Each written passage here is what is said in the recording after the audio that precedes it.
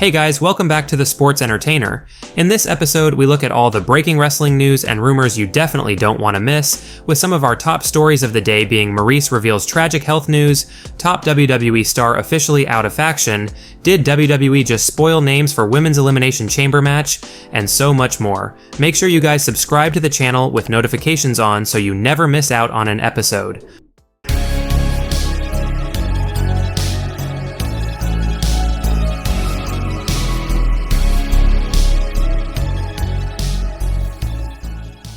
Release star does not want to return to WWE. Now, Dolph Ziggler or Nick Nemeth has gotten himself back into the spotlight in wrestling since his unceremonious release from WWE last September, with Ziggler now being signed to the recently revamped TNA Wrestling, a great move for Ziggler. And in a recent interview with Sportskeeda Wrestling, Ziggler basically said he's not looking to return to WWE when he was asked the question if he wants to return to WWE, sort of like how Drew McIntyre did years ago, who was released, reinvented himself on the Indies and in Impact Wrestling, and then returned to WWE with a lot more momentum, but clearly Ziggler isn't interested in that. Quote, "I don't have thoughts like I gotta get back to WWE. I asked to leave and I want to do a second half of my career where I do everything else but WWE because I've done it, I've been there, I want to see what I can do on my own." It's like a Twilight Zone episode where the guy's at like the top of a company and he's got all the gold in the world. He goes, "I want to go back in time and I want to redo it and do it all again from day one, put all the hard work in and prove to everyone that I can do this again." We're all gonna find out here. Am I all show no go? Am I a phony that's been sitting around? No, I'm gonna steal the show every damn night. We hope Dolph thrives in the newly rebranded TNA Wrestling because he's one of the most underrated stars in recent memory for sure. Next up, Maryse reveals tragic health news. Now, WrestleOps on Twitter or X posted this bit of news regarding Maryse earlier today, which completely shocked us. Quote, "Maryse has revealed that she is scheduled for total hysterectomy surgery next month as she's been battling a diagnosis of serous borderline tumors, a very rare pre-cancer of the ovaries." Now Maryse went into a lot more detail regarding her truly sad and unexpected health situation, with Maryse taking to Instagram and sharing, quote, "Not all superheroes wear capes. Here's a superhero I want to take the time to highlight. Her name is Thais Aliabadi, Obigin in LA. She saved my life. I couldn't be more blessed to have crossed paths in life with this brilliant, uber-talented, patient, attentive, and genuinely caring woman.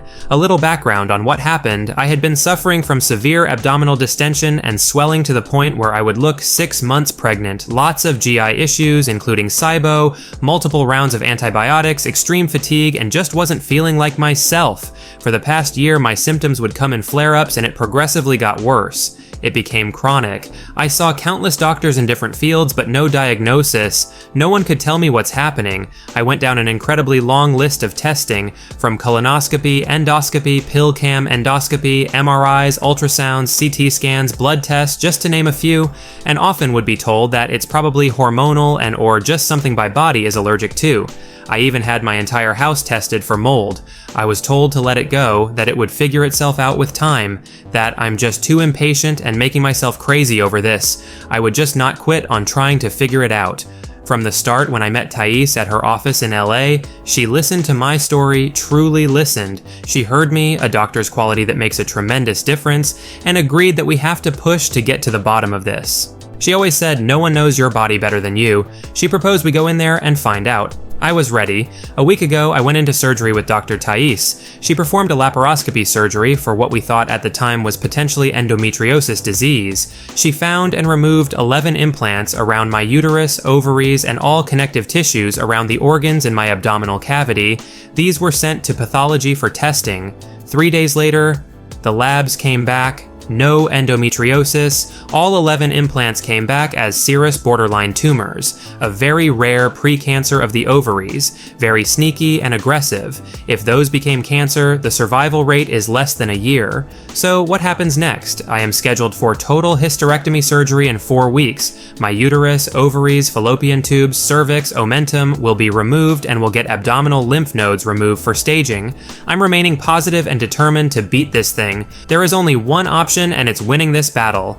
As a mom of 2 young daughters, I have to. Let's bring light to a huge women healthcare issue here. Women get so conditioned to believe that it is normal to suffer, most often in silence. Told to stop being a crybaby, that it must be hormonal imbalances, just anxiety, or just all in.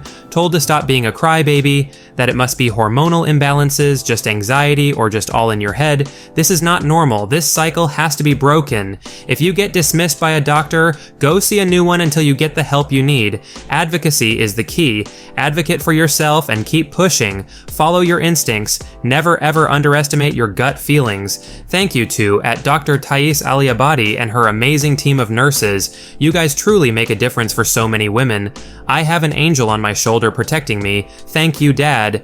I mean, this is just such horrible and unexpected news, but all we can say is thank God this was found out or discovered in the early stages, so the chances of beating this are much higher. And we are sending our thoughts, love, and prayers to Maryse, The Miz, their children, and the rest of their family during this incredibly difficult time. We hope she beats this thing, man.